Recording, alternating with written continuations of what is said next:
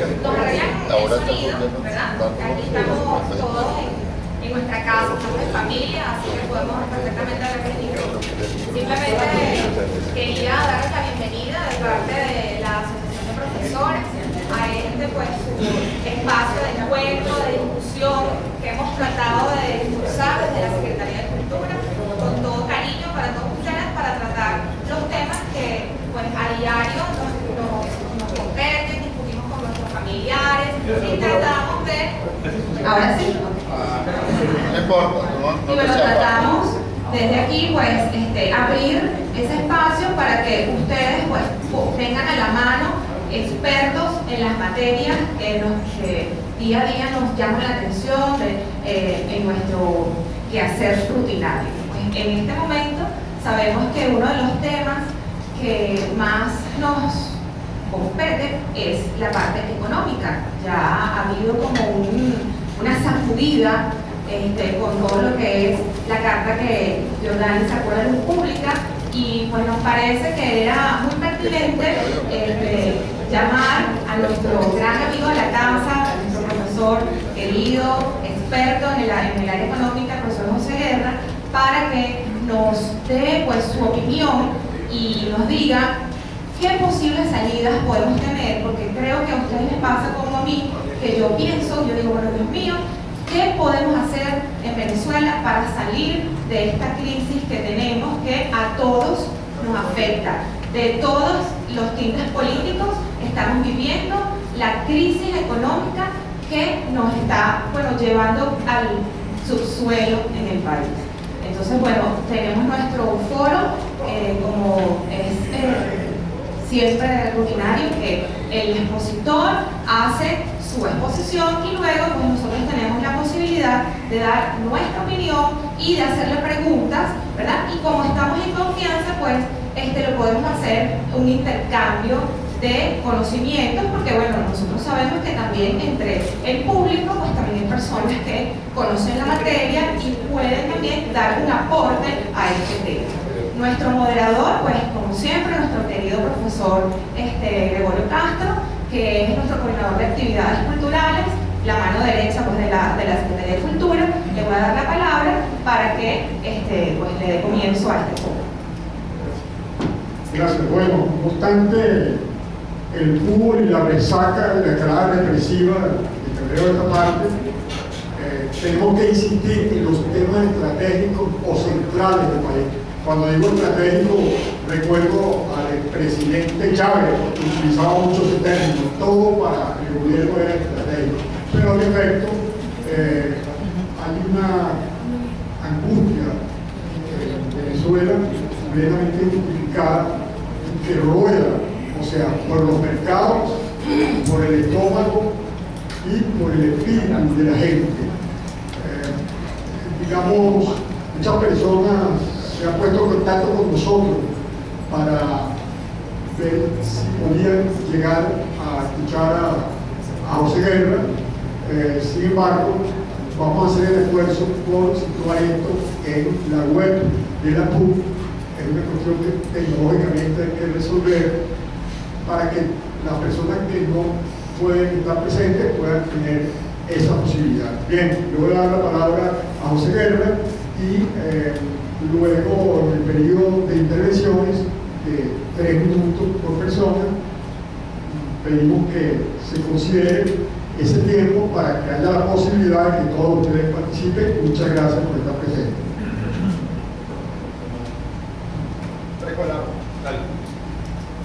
Buenos días a todos, muchas gracias a la UCB, a Elena Castro y bueno, aquí el director de la orquesta, Gregorio, a la profesora, a Víctor y a todo el mundo de los que están acá. Yo les decía acaso con Sandito, como veníamos para acá, que esto es uno de los pocos espacios que quedan en el país para debatir cosas, decir las cosas como uno las piensa, el equilibrio. Bueno, yo voy a, y eso es un mérito, y eso tenemos que preservarlo, por cierto. Yo me voy a centrar acá en plantear lo que yo creo que son las soluciones del problema del país. Yo creo que ya los diagnósticos están más o menos hechos. Yo creo que hay una cierta coincidencia en cuáles son los problemas fundamentales. yo voy a poner 3 elementos para caracterizar el momento y luego voy con lo que yo creo que se tiene que hacer. Adelante, Gregorio. ¿Tipo de discoteca o...?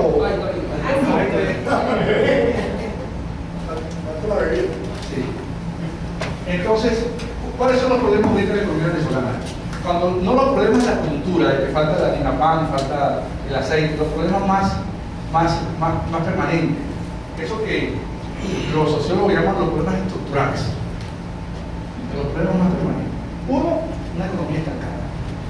Yo quiero hacer referencia a esto, porque mucha gente, cuando uno habla de indicadores, suelen descalificarlo a uno, porque bueno, los indicadores están en la estratosfera. No, estos son indicadores reales, factibles, medibles.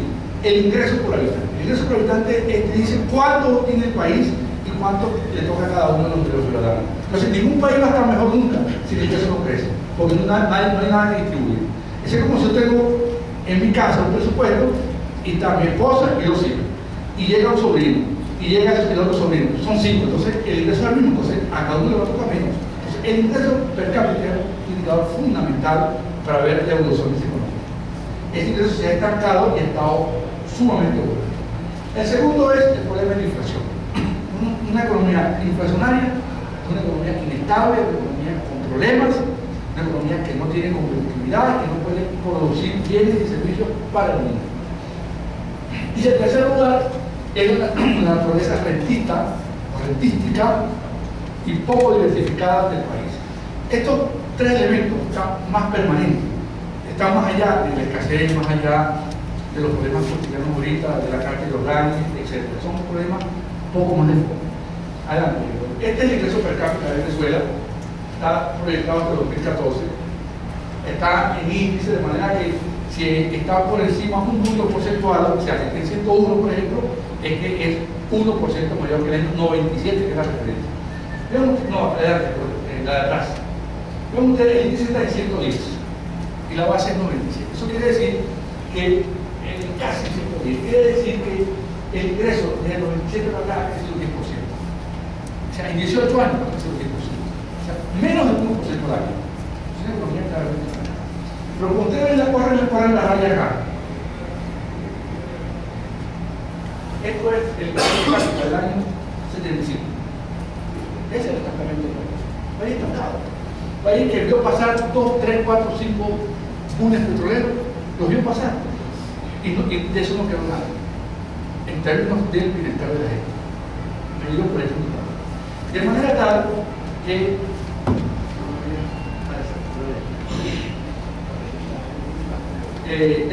que lo que estamos viendo es una economía que no ha aprovechado esas condiciones para crecer sosteniblemente. Deben ustedes que el periodo que va del año 50 hasta el 75 es un periodo con algunas oscilaciones, pero sostenido de crecimiento. Y luego viene un periodo de mucha oscilación, mucha volatilidad, pero de caída y estancamiento. Este es el primer indicador. El segundo indicador es la inflación. La inflación es el enemigo de los salarios, es el enemigo de la productividad. Vean ustedes que justamente hasta el año 75 la inflación fue bastante baja. Nunca llegó a pasar del 10%, salvo un año del 10%.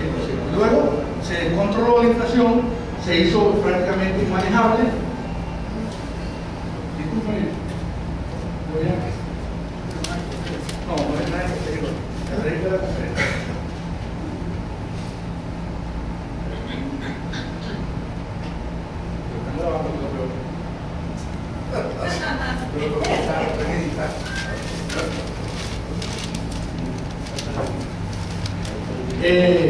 Bueno, una economía volátil, vean ustedes cómo desde el año 75, 76 la economía empieza con up and downs, con alzas muy bruscas y caídas muy bruscas de la inflación que hace prácticamente inmanejable todo. Esto hace que tengamos una tasa de inflación, vean ustedes que tasa de inflación en el año 2014 rondando el 70%. El 70% es una economía muerta en vida, que no puede competir con nadie, no tiene posibilidad de fabricar bienes que puedan ser competitivos. Yo les pongo un ejemplo de un Si una camisa en Venezuela se fabrica con una inflación anual de 70% y en Colombia es de 3%, Venezuela no está produciendo una camisa, porque los costos que hay llevando el producto se haga demasiado. Entonces la inflación es fundamental porque da el nivel de productividad y de competitividad que tiene el mundo. El otro es, vean esto es cuánto de las exportaciones es no petróleo. Eso te da un grado de diversificación de la economía. Bueno, fíjate, en el año 36, cuando el petróleo ya se había instalado en la economía, de cada $100 que se exportaban en el país, 10 eran no petroleros. Luego en el año 98 subió un poco más y lo que ha hecho es caer hasta el 4% en el año 2013. Es decir, no hay exportaciones que no sean petróleo. El país se hizo muy rentista, poco diversificado, y esos son los problemas fundamentales que tiene la economía venezolana desde el principio. Esto ha hecho que la oferta, el componente importado, la oferta total haya aumentado, como cae la producción nacional, pero ahora como la oferta, la parte importada de la oferta nacional empieza a subir hasta un 30%. Ahora esto hay que pagar en dólares. Y si un país que no genera dólares porque está concentrado nada más en un producto, entonces vienen los problemas de la extremada vulnerabilidad o la extrema vulnerabilidad que tiene ese país. Y vean a este otro indicador.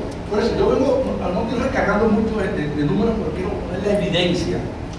Vean ustedes, del año 99, en 14, 15 años, ustedes cómo se ha abierto la brecha entre las importaciones no petroleras, que es la curva amarilla, negra, y las exportaciones no petroleras, que han venido declinando, estancada y declinando. ¿Y cómo se ha abierto la brecha? Eso quiere decir que sin la existencia del petróleo, el país no podría importar esta cantidad de petróleo. No puede importarlo. Ok, Venezuela requiere un nuevo enfoque de la política económica. El actual modelo no está funcionando aquí. Y yo quiero insistir en esto un momentito. Aquí el problema no es que unos tipos se equivocaron exclusivamente, que se equivocaron. El problema es el modelo. Aquí traen a Santos, el Centro Manual de Economía, uno de los economistas más respetados de la historia del que se conoce la ciencia, a gestionar este modelo que fracasa Santos. A que pongan. Porque no es como el que maneja un carro viejo. Se lo ponen a manejar a Schumacher, y Schumacher no tiene problema con el carro viejo. Porque el problema no es Schumacher, el problema es el carro. Es el carro que no sirve. ¿Y cuál es ese carro que no sirve? Un modelo que quiso hacer del Estado el centro de la vida del país. O sea, quiso sustituir a la gente por el Estado. Entonces el Estado produce camisas, el Estado produce todo. Aquí están dos alumnos míos de economía el primer semestre, y una de las primeras clases que uno da es la distinción entre lo que es un bien público y un bien privado. Eso es una diferencia básica del primer semestre de los capitales. ¿Qué es un bien privado? Un bien privado es esta camisa, que me la pongo yo y en este momento no la puede poner nadie. ¿Qué es un bien privado? Este lápiz, que yo escribo yo con este momento y nadie puede escribir con eso, que es excluyente en su uso. ¿Qué es un bien público? La electricidad, que me ilumina a mí, lo ilumina a todos. Y yendo nomás que lo sigue iluminando, no hay el principio de la exclusión. ¿Cuál fue el error del Estado? La educación es un bien público. Porque, o sea, tú metes a un alumno y metes el otro, y no el hecho de que esté un alumno en un salón y esté otro estudiante no excluye que el primer estudiante carrera. Es la carretera. Pues pasa un carro, pasa otro carro y no excluye un carro del otro carro. Bueno, ¿cuál fue el error de este Estado, este gobierno? Que se metió en el espacio de los bienes privados y abandonó los bienes. Entonces, Pincilor, Alcázar, Benalú, PDVSA, Conviasa y la N empresas públicas, pero privadas, que eran privadas, café, camisa, bloque, pero no hay servicio público. Okay. Los recursos se reorientaron hacia la producción de bienes que pudo hacer el sector privado, en cualquiera de sus modalidades. Entonces quiso competir en el espacio de los bienes privados y abandonó su espacio natural en el bienes público. Entonces tiene aviones modernos, pero no hay como una concesión de esa manera. Ese es el gran problema, la concepción estatista de la economía. El Estado se desconcentró de sus funciones principales. Bueno, y el Estado entonces empezó con este cuento ideológico que tiene que producir bloques, que tiene que producir café, que tiene que producir mantequilla, cuando eso, y por ejemplo arepera. Se empeñó, o sea, una cosa demencial. están todas las refinerías quebradas. Como esa plata, ese es otro problema, como esa plata no es de ellos, entonces la pueden votar, pero un privado cuando se mete en un negocio que sale mal, lo sienta acá. Cuando Samán quebró las areperas, no quebró Samán, quebró fue el fisco. No le doy a él, porque esa plata no es de él. Este es el problema de los incentivos, y este es otro principio que nosotros enseñamos en economía. Ahora, la gente responde a incentivos. La gente responde a incentivos. La gente no es ni mala ni buena, responde a incentivos. Todo motorizado, no le aplica la ley, el motorizado viola la ley. O sea, no es que el motorizado sea malo. Yo te iba a ser motorizado a Costa Rica y ya respeta la ley. Porque ya hay incentivos para respetar la ley. Entonces no es ni malo ni bueno, son los incentivos que hacen que la gente se conforme de una manera o de otra manera. Pues bien, entonces esto comenzó con las expropiaciones y luego fue con las confiscaciones hasta el punto tal que han tenido que reconocer que esta política de expropiaciones no ha funcionado. Y luego, el segundo elemento de esto es los controles como instrumento de gestión económica. Ningún economista que se respete, creo yo, puede pensar que el Estado no tiene un rol en la economía. Tiene que tener un rol. Bueno, porque el mercado es imperfecto, porque la información no es simétrica, todo lo que nosotros destinamos en microeconomía, o sea, los mercados son imperfectos, los agentes no todos tienen la misma información, hay concentración de mercado y hay técnica para regular esto, cuando la economía no es objetiva, es técnica. Pero de allí a tú pensar a poner un control de cambio y un control de precios, y tú piensas que no va a pasar nada, hay una gran equivocación. Usted pone un control de precios y pone un control de precios por muchos años y ya el precio congelado y el resultado es que acaba con la actividad. ¿Quiere que le ponga un ejemplo de esto? El comedor de la universidad. El comedor de la universidad. Eso no es, mira, ahí ponen a cualquiera funcionar. Con esas tarifas que había ahí, nunca eso es un subsidio. Subsidio a lo mejor no te pongas a cobrar porque no puedes cobrar, porque el control de precios lo que te genera es la escasez. Pongas a que pongas porque te genera unos precios que no reflejan esas condiciones. A lo mejor estoy diciendo aquí cosas que son herejías acá, pero esa es la realidad. Si usted quiere acabar con una actividad económica, regule el precio. Bueno, es lo que explica la crisis de la aviación en Venezuela. Eso es lo que explica la crisis de la aviación. Nadie va a invertir un céntimo con una tarifa regulada por 5 años. Nadie. Nadie va a invertir en una actividad con el precio tan controlado. Y lo que ha pasado es que como el mercado se ajusta, sobreviven las empresas grandes. Las pequeñas las saca la regulación de precios. Por ejemplo, una empresa popular que fabrica 20 productos, bueno, tiene la harina de maíz congelado el precio por 5 años, pierde la harina de maíz, pero entonces una Coca-Cola, una lata de refresco de 30 euros. Porque lo que deja de ganar allí, y el rufle y la otra que tienen sobreprecio, porque puede, o sea, y el Migur, el depósito Migur, que todo lo que volvía al principio, no recuerda la venta. Porque la economía empieza a escaparse del control, si es que no quieren quebrar. Otros que no pueden, sencillamente desaparecen. ¿Usted se acuerda de aquellos jugos de naranja 100% natural? Se acabó, los sacó el control de precios. Los sacó el control de precios. Creyendo controlar los precios, acabaron con la actividad económica. Y lo otro es el control de cambio. Usted quiere acabar con la diversificación de un país con un control de cambio. No por casualidad, solamente 3 países no tienen control de cambio. Los demás no quieren. Pues el control de cambio, ¿qué es lo que crea? Incentivo para que la gente saque dólares, pero nadie lo trae. Todo el mundo quiere sacar. Como la clase es muy baja, para entonces todo el mundo inventa viajes, inventa pasajes. Pero, o sea, no es que ahí la gente sea raspadora de punto, no. La gente raspa como porque hay un incentivo para raspar. La gente no es ni corrupta, ni es mala, ni buena. Son los incentivos que hacen que la gente se comporte de una cierta forma. Esto se deriva de un premio Nobel de Economía llamado Gary Becker, que se acaba de morir, que fue que traspasó la economía a la psicología de la otra carrera, por los incentivos.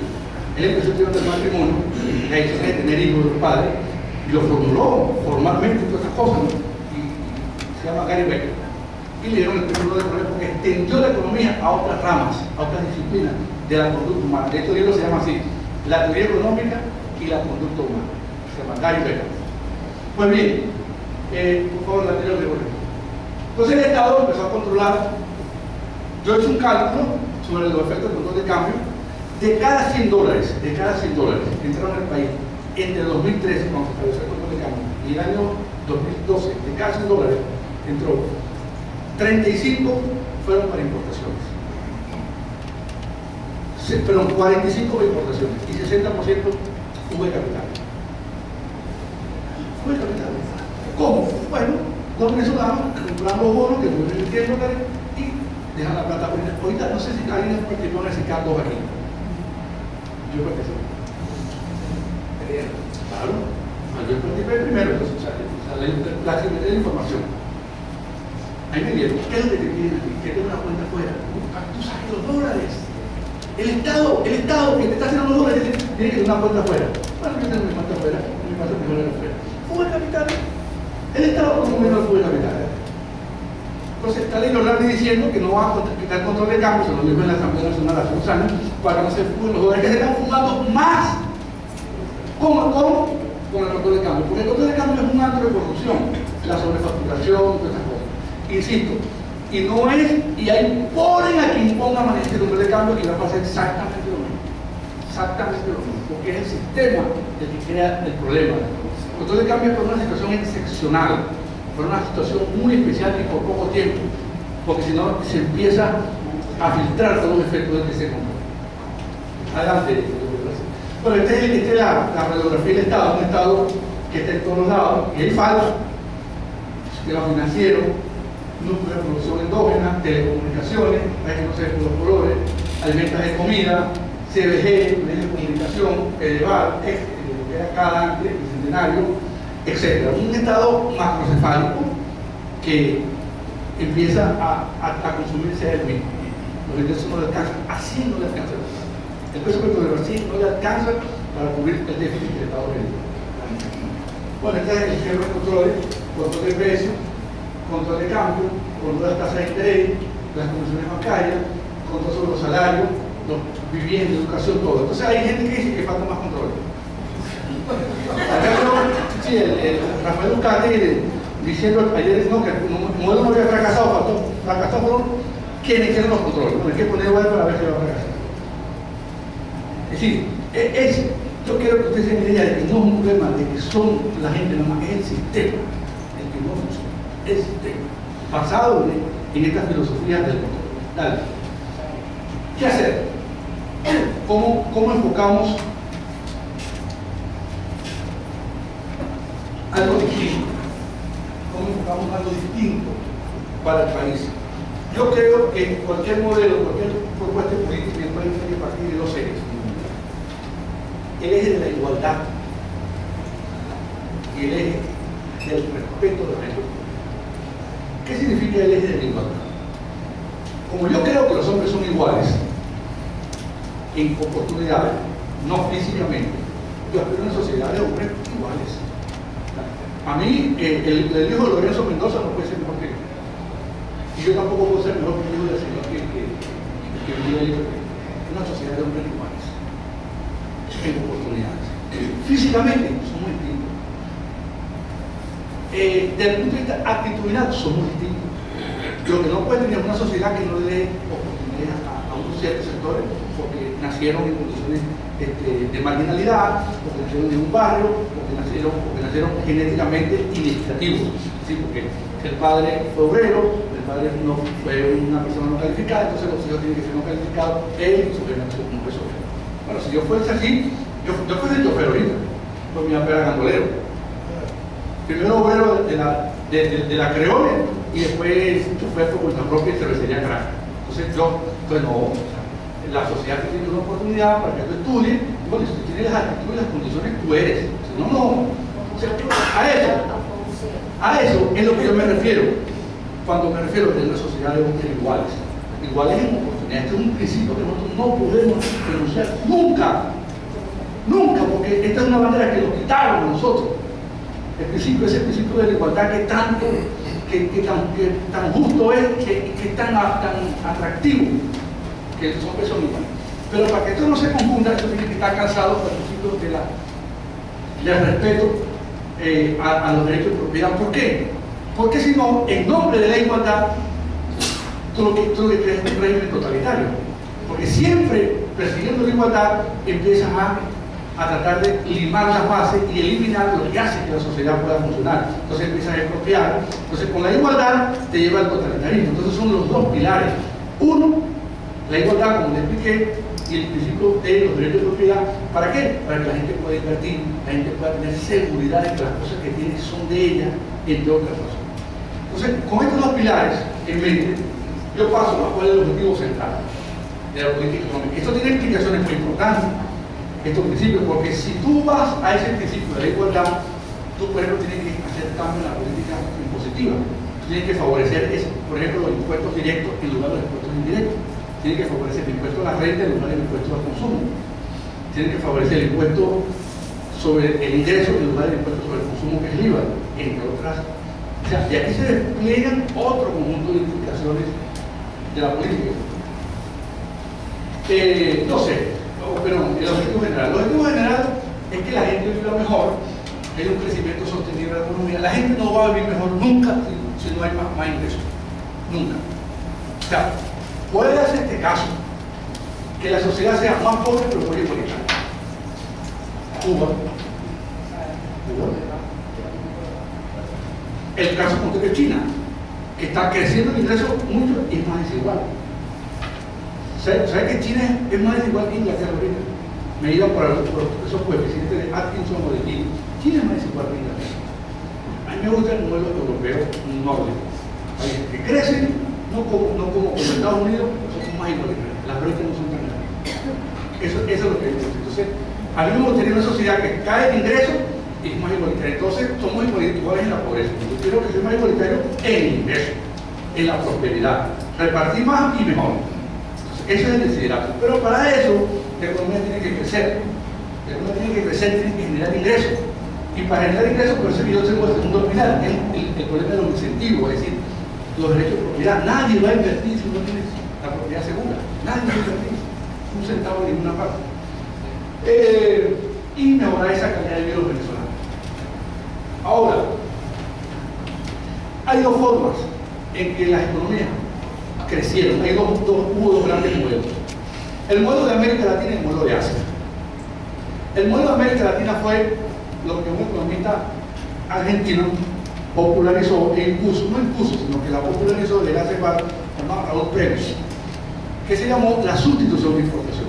Esto es, vamos a producir internamente aquellas cosas que no curamos, que importamos, entonces producimos acá, entonces montamos fábricas para producir estos productos. Esto se inició con Medina Garita en el año 43, 44, cuando la guerra mundial, porque el barco que salía del Atlántico para acá los alemanes no venían. Entonces, bueno, vamos a producir aquellas cosas que no podemos. Ahí fue comenzó. Y le hizo política Rómulo Betancourt en el año 60 con la sustitución de importaciones con política de Estado. Eso fue un modelo. El otro modelo es el modelo asiático. Que el modelo asiático decía, pero nosotros no estamos interesados en sustituir importaciones, estamos interesados en importar, en ir al mundo, vender el mundo. El gran mercado nuestro no es el mercado local, el mercado es el mundo. El mercado local es muy pequeño. Nosotros vamos a la tiquita del mundo. Y así empezó Japón, y así llegó Singapur, y así llegó Taiwán, y así llegó Indonesia, y después Malasia, y después ahora Vietnam, y ahora todos los países que están reservados. Son dos enfoques. El que ha funcionado hasta ahora es el modelo asiático. El que se ha probado es el mejor resultado. Corea del Sur, un buen ejemplo de esto, vocación del comercio mundial. En América Latina, esta vocación es Chile. Chile es el tigre asiático de la economía. Hay un momento en que los chilenos dijeron, mira, nosotros no podemos tener fábrica de carros porque aquí hay apenas 12 millones de habitantes. Para que una industria automotriz pueda funcionar bien, tiene que producir por lo menos 1 millón de carros. Para que los costos puedan bajar, no tenemos que tener fábrica de carros. Entonces podemos importar los carros. Entonces, producimos más vino, producimos más salmón, producimos más productos del cobre y con eso vamos a comprar los carros. Pero industria de carros no va a pagar por un carro $40.000 que cuesta 10.000. Esa plata lo digamos otra cosa. Y los chilenos se rompieron con este paradigma y se volcaron al mundo. Entonces firmamos acuerdos de libre comercio con todo el mundo y pueden importar y ahora es una economía que le ha ido más o menos bien. Brasil es algo parecido pero muy proteccionista y usted está en serio. Yo creo que si este país, una estrategia de desarrollo para mí tiene que fundarse en la conquista de mercados. Ver el mundo como funciona. Supóngate Costa Rica. Costa Rica es un país que da 5 millones, no, 6. Costa Rica jamás puede hacer una política de industrialización por sustitución, o sea, no tiene mercado para eso, tiene que meterse en la olla del mundo, como se metió aquí Taiwán y Singapur, que eran países igualmente pequeños. Singapur era 6-7 millones, una ciudad. Ahorita es el país que tiene más reservas de dólares en el mundo, más que China, a punta de exportación. Entonces, yo creo que nosotros tenemos que replantear nuestra estrategia de desarrollo para basarnos en esa entrada del universo mundial y cambiar la naturaleza de la inserción en la economía mundial. Nosotros no podemos insertarnos en la economía mundial como productores de petróleo e importando todo lo demás. No, tenemos que insertarnos en la economía mundial exportando petróleo y importando productos derivados del petróleo con alto valor agregado. Todo lo que es petroquímica, todo lo que es las grandes oportunidades que se tienen con la industria petroquímica y las industrias que en Venezuela tienen o se basan en recursos naturales como el acero, el aluminio, entre otros. Entonces, yo creo que un barril de petróleo exportado crudo cuesta $100. Un barril de petróleo refinados y productos petroquímicos vale $150. ¿Está? Ahora, pero petroquímica y la refinación de petróleo significa alta tecnología, mano de obra calificada y alto, porque es lo que le agrega valor. La agregación de valor no viene por el producto. El producto allí, lo que le agrega valor es el recurso humano, el talento humano. Entonces, ahí está el reto. Entonces, olvidémonos de seguir exportando recursos naturales y como si nos vamos para el mundo. Sin embargo, para que ese modelo pueda funcionar basado en esa gran inserción en los mercados mundiales, tenemos que resolver un conjunto de problemas. Es que tú no puedes meterte en la economía mundial si no estás en condiciones de, no puedes, si no bajas la inflación, porque los productos siempre serán más caros. Bueno, ese es el problema de Brasil hoy. Ese es el problema de Brasil. Brasil tiene 2 años estancado. Porque como abrieron la economía y entraron los chinos, ahora no pueden, no tienen que generar la China. Entonces tienen que estar o devaluando la moneda o bajando los salarios, que no quieren hacer ninguna de las dos cosas. Entonces están poniendo barreras al comercio porque los chinos no pueden competir con los chinos. No pueden competir con los chinos. No tiene la productividad y la escala del negocio y ese es el problema que está teniendo Chile ahorita. La discusión en Chile ahorita es saltar al valor agregado, agregarle más valor a los bienes, porque la economía es muy competitiva, este esquema es muy competitivo y requiere de mucha agregación de valor para que los productos puedan ser competitivos. A lo mejor tú tienes una camisa, pero la camisa es de más calidad y la termina vendiendo más cara porque la camisa es mejor. Porque si no es tener, fabricar productos con mano de obra muy barata, que significa salario muy limpio. Entonces, vas al mercado mundial con mano de obra en liquidación, que fue lo que hizo Asia, Corea, y sobre todo Corea y Taiwán, en la primera etapa de desarrollo dijeron, nosotros no nos interesa tener salario bajo, nos interesa tener empleo, con bajo sueldo por empleo, y nos vemos en 30 años. Nos vemos en 30 años. Efectivamente, en el año 75, un obrero coreano ganaba 45% de lo que gana un obrero americano. En el año 2012, un obrero coreano ganaba 95% de lo que gana un obrero americano. Ahí está LG, Hyundai, Daewoo, las grandes compañías. Hyundai es la mayor productora de barcos del mundo. La quinta compañía manufacturera de autos y de barcos es Hyundai. LG es la segunda en aparatos electrónicos. Bueno, porque fue un proceso de acumulación, de conocimiento, invertir en ciencia y tecnología. Entonces tú tenías un Estado coreano que lo que estaba era creando universidades, mandando gente para afuera, trayendo profesores de por acá, creando laboratorios y haciendo carreteras, escuelas, hospitales y dando seguridad. Nunca se planteó construir una siderúrgica él, nunca se planteó construir una planta metalúrgica él. Después, a que le metiera a la gente, los que tenían, le dieron incentivo y así equipó a los bienes públicos. Corea B, hoy la octava economía mundial. Así que funcionan las cosas. Así que los chinos también se dejaron de cuento ya. Los chinos están, bueno, esos se fueron para otro extremo. Pues bien, entonces tenemos que ir dándole, particularizando estas cosas y el petróleo. Nosotros no podemos dejar de hablar del petróleo. La política del petróleo ha sido básicamente 3 cosas. En primer lugar, exprimir la PDVSA, sacarle todo lo que tenga y lo que no tenga también. En segundo lugar, diversificar al extremo PDVSA. PDVSA alimentos, PDVSA agrícola, PDVSA multifacética. Es decir, aquí hay un médico, profesor de medicina. No hay. Usted es odontólogo, ¿no, profesor? Es decir, como si hubiera un odontólogo que sabe de periodoncia, exodoncia, tratamiento de conducto, ortodoncia y qué más. Y cirugía. No pueden hacer las cinco cosas, porque está de especialización. Un cirujano, un oftalmólogo, no es ginecólogo, por lo general. Porque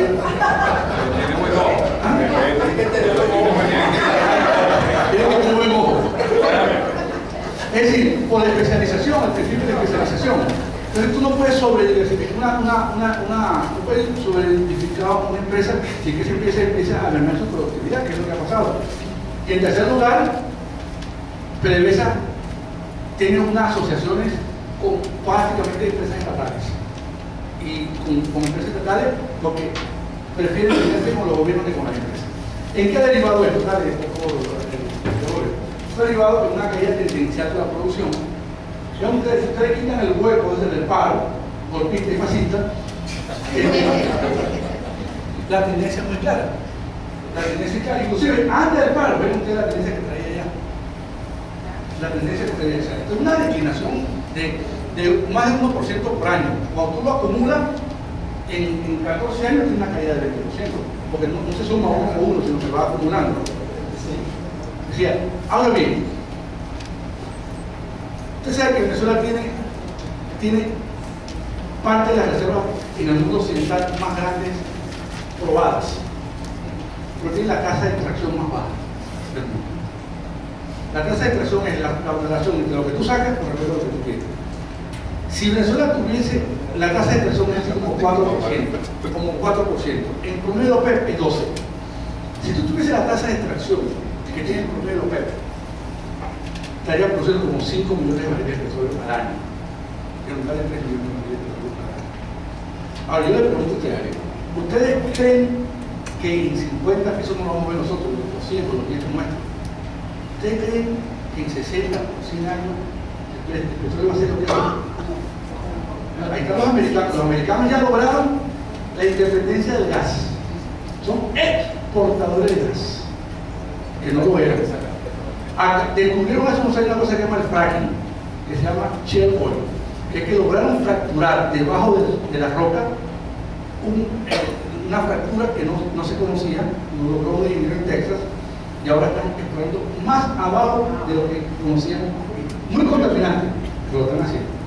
Y están agregando 450,000 barriles de petróleo al año en North Dakota, en South Dakota y en otras áreas petroleras que son el auge del petróleo.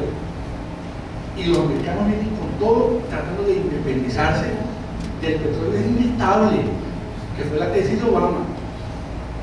No pudieron en Alaska por todos los problemas medioambientales de Alaska, pero están en North Dakota y el gobernador de North Dakota dijo: aquí yo no tengo problemas con el ambiente. El ambiente lo vamos a arreglar. Estados Unidos ha probado que puede resolver problemas y están comprando 450 millones diarios de petróleo. ¿Qué vamos a hacer nosotros con el petróleo en 50 años si no explotamos nada? Pues tenemos que ir a una política de expansión de la producción de petróleo para poder utilizar esas. Porque el petróleo tiene dos cualidades. La dos cualidades es que te genera ingresos fiscales, pero te genera actividad productiva. Aquí hay un ingeniero. ¿Hay ingeniero acá? ¿Usted es ingeniero qué?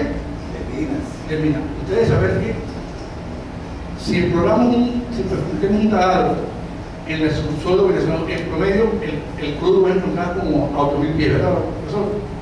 8.000 pies, ¿de acuerdo? Por lo menos 8.000 pies. Son, ¿cuántos kilómetros?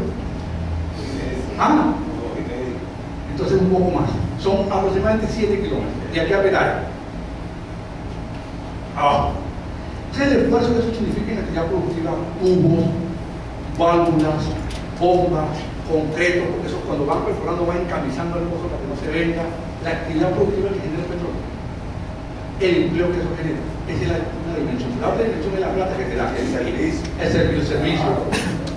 La otra es la plata que te da, que es lo que nosotros vemos, pero nosotros vemos la actividad productiva. Entonces, cuando tú potencias la explotación y el aumento de la producción, al mismo tiempo creando actividad económica, que está con empleo y el empleo se multiplica y entonces te crea el nuevo pozo petrolero y aumenta la construcción demanda bienes y ahí viene todo el efecto multiplicador que te va creando la actividad productiva.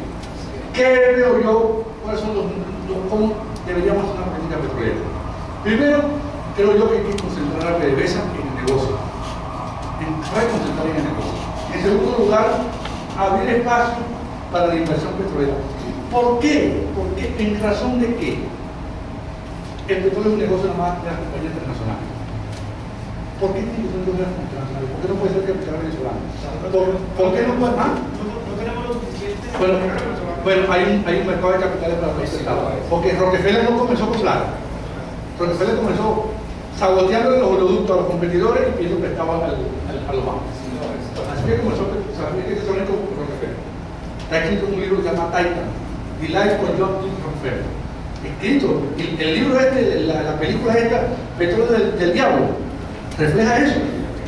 Ustedes vieron la película. O sea, ese es Rockefeller, ese tipo de Rockefeller, que quemaba los tanqueros a los otros, saboteaba la línea y pidió prestado plata. Nadie comenzó con plata, el negocio comenzó con queroseno y luego se fue expandiendo. De manera tal que podemos asociarnos, podemos lograr acuerdos para abrir espacio. Yo sé que esos inversores son millonarios, pero podemos hacerlo. No dicen que los venezolanos tienen mucha plata afuera, bueno, que le metan el petróleo, que es el negocio más rentable del mundo, no es el negocio tan rentable como el petróleo. Y la tercera es reclutar y reentrenar a un conjunto de trabajadores que ya perdieron las destrezas, porque las nuevas tecnologías lo dejaron fuera de actualización, y además porque la empresa está altísimamente no politizada, partidizada. Eso hay que rehacer todo. Hay gente que lleva al extremo de plantear que eliminar PDVSA es una compañía nueva. Arreglar todo el mundo y quitarle, así como se hizo con Caribe, quitarle el nombre. Crear su nombre, porque esta dice que es registrada. Yo no llegaría. Pero la orientación es más producción, más inversión nacional y de todo tipo. Y no casarte nada más un acuerdo con los países socios comerciales. Porque cuando cambia el viento de la política, entonces te quedas sin socio. Tienes que tener socios estables y socios permanentes. En materia económica, propiamente en materia fiscal monetaria. Es decir, la tendencia del gobierno es hacia el déficit. Es un estado deficitario por naturaleza. Es decir, en el año 94, el país con un precio petrolero de $25-30 cerraba la cuenta fiscal. El año pasado el precio petrolero cerró en $99,5 por barril y el déficit fue en 13,38. No hay un nivel factible hoy de precio que ayude al fisco a cerrar la cuenta. No hay, porque el Estado es muy grande. El Estado es muy grande y creciendo. Y cada vez demanda más recursos. De manera tal que hay que ir a una nueva filosofía en la política fiscal y procurar que el Estado se financie sin emitir excesivamente deuda. ¿Cuáles son lo que yo veo que es el lineamiento básico en materia fiscal? Ordenar el fisco. Es un fisco absolutamente desordenado. Mire, tan desordenado es que las cifras del 2012 no lo han publicado. 2012.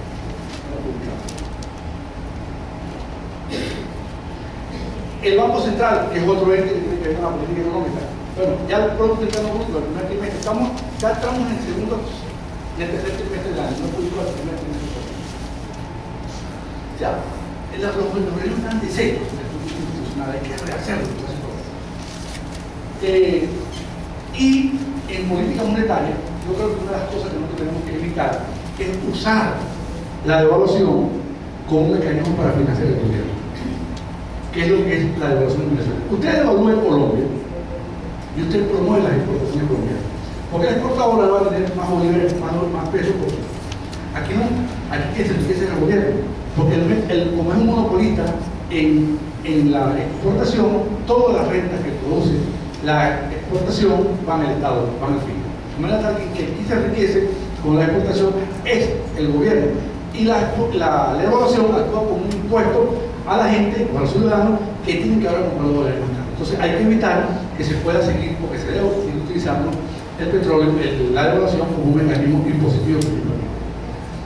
En materia monetaria, bueno, restituir la independencia del Banco Central. Mira, yo creo que nosotros tenemos una deshonra con Nelson Merete en el Banco Central. Sí, una deshonra, una destrucción moral, no solamente financiera, moral del Banco Central. Moral, no quiero entrar en esto, pero esto es un genocidio moral en el Banco Central. Yo que pasé 25 años allí trabajando, nunca vi un presidente del Banco Central coqueteando con una secretaria ni invitando a ninguna mujer a su oficina. Nunca, nunca, jamás. Eso se respetaba. Tu vida privada en la calle, lo que tú quieras en la calle, haz lo que tú quieras en tu casa. Sin el carro del Banco Central, sin los vigilantes del Banco Central, sin los recursos del Banco Central, haz lo que tú quieras en tu vida particular después de hacer la cara.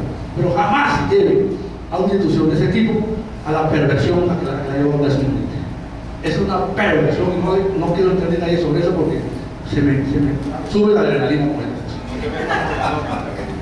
Entonces, rehacer moralmente el Banco Central y focalizarlo en su tarea. Tú no le puedes pedir a un Banco Central que ayude a reducir la desigualdad. Tú le puedes tomar cuenta que ayuda a reducir la desigualdad si el Banco Central logra bajar la inflación, que es lo que te hace crear la base de estabilidad macroeconómica para que la economía pueda crecer, genere ingresos y genere igualdad. Pero con la inflación es muy difícil. Entonces, concentrar el Banco Central en sus funciones. Adelante. En materia cambiaria, este es el tema más complicado que tiene este país. Este es un tema altamente complicado, tan complicado que este es un debate no cerrado en el Congreso venezolano, que comenzó en los años 30. Entre un economista, el primer economista venezolano se llama Alberto Adriani, medellino, hijo de un inmigrante italiano cafetero, y los ricos de Caracas, Pérez Dupuy y Vicente Lecuna, al cual se creó Rómulo Betancourt ese debate, el único político que entendió el problema a tiempo del proceso. Eso tenemos que decirlo con justeza. Nadie se puede decir sino Rómulo Betancourt, que cuando se fue exiliado de aquí el 28 le dio una morocota de un fuerte de plata y llegó a Curazao un diccionario para aprender inglés, porque si no, no entendía el petróleo. Y ese debate no se cerraba. ¿Por qué no se cerraba? Porque los productores venezolanos de los años 30 y 40 pensaban que había que dejar que el Bolívar se depreciara, perdiera valor, para que la agricultura, que era la actividad económica de la época, pudiera sobrevivir frente al ingreso petrolero. Y la tesis de Pérez Dupuy, Lecuna y Betancourt, y eso coincidían, era que había que utilizar más bien una moneda fuerte para sacar el plata a las compañías petroleras. Es decir, supone que llegaban a las compañías petroleras con $100 y el tipo de cambio era 3 bolívares por dólar.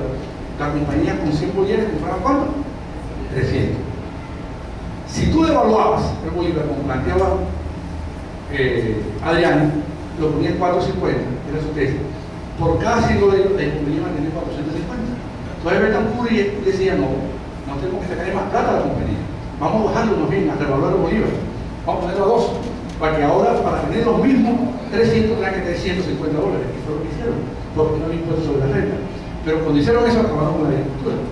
¿Por qué? Porque la agricultura ahora no podía competir con ese tipo de cambio. Cuando el productor venezolano vendía sus productos de cacao, de café y de ganado, y otros productos, y recibía dólares, cuando lo cambiaba tenía mucho menos bolívares y se arruinó la agricultura. Aquí la agricultura no se arruinó porque los agricultores eran malos, porque la gente se mató, se murió por el tipo de cambio y la política cambiaria.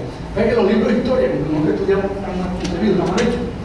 Dicen, no, la gente migró al campo. ¿Y por qué migró del campo a la ciudad? Bueno, porque no, emigró porque el tipo de cambio acabó con la producción de esos bienes en Venezuela. La gente se fue a trabajar en eso. Un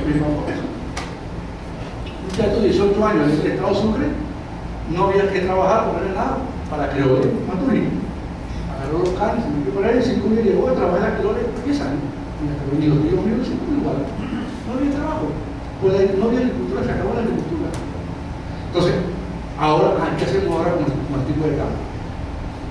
Si tenemos un tipo de cambio sobrevaluado, vamos a tener problemas. No podemos importar sin los petróleos. Entonces, es complejo, es difícil. Mi opinión es que tú puedes hacer una combinación, tú puedes convivir con un sector petrolero siendo una economía diversificada, y hay pruebas de eso. México es una compañía que hay gente que dice que ya no es petrolero, es más industrial y de servicios que petrolero. Fue petrolero. El otro caso es Noruega. Noruega es una compañía, un país petrolero, pero que exporta muchos productos de valor agregado, derivados del petróleo. Entonces yo creo que nosotros tenemos que ir por un enfoque de ese tipo y dejarnos de ser un país que exporte petróleo nada más que importe todo el resto. Nosotros tenemos, creo que lo probamos, tenemos una base industrial, tuvimos una base industrial, una base de recursos humanos que nos permitía ir más allá del petróleo, que es lo que yo creo que está nuestro principal problema. Adelante. Y lo otro es revisar los controles. Lo otro es revisar un conjunto de controles. Con controles no bajamos la inflación. Con controles no paramos la salida. Ahora, si a mí me dicen qué hacer con el control de cambio, ahorita, yo creo que eso hay que eliminarlo gradualmente, unificar las tasas de cambio, que va necesariamente, aquí el proyecto diferente, mis amigos, que va a unificar las tasas de cambio y no va a haber devaluación y está vendiendo mentira. No crean eso. No crean eso. Porque son tres tipos de cambio: 6.30, 10 y 50. Como promedio, sea aritmético, geométrico, como lo pongas, cuando unifiques, vas a tener que devaluar. Vas a tener que devaluar. El problema es cómo haces para evitar los efectos de la devaluación. ¿Cómo haces? Porque si tú devalúas a 50, tiene una macro devaluación. A 6.30 no lo vas a dejar jamás. A 6.30 es imposible sostener el inflación. Porque el agua mineral que viene de Francia es más barato que el minado. No puede producir nada.